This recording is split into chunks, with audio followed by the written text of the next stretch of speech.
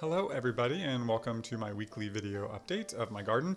I took some time this week to look through all the seeds that I had just to make sure that I had everything started that I wanted to start by now.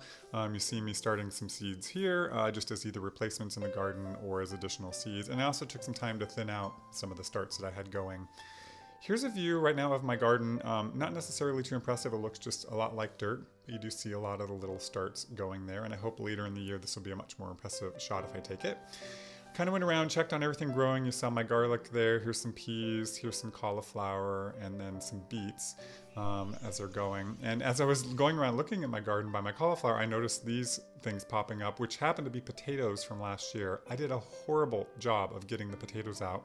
So I had to go through and try to dig up these leftover potatoes because I didn't want them growing with the cauliflower.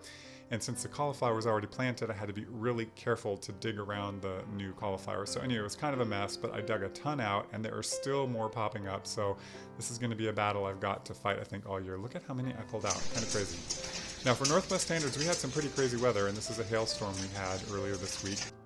I joke about it being damaging hail because look at the starts. No, they all survived. And here I'm just going to leave you with the stuff in the greenhouse that's coming up in my seedling trays. Everything's doing well, including some tests I have to see if those lettuces right there are going to catch up to everything else. But like always, I'll keep you updated next week with how things are going.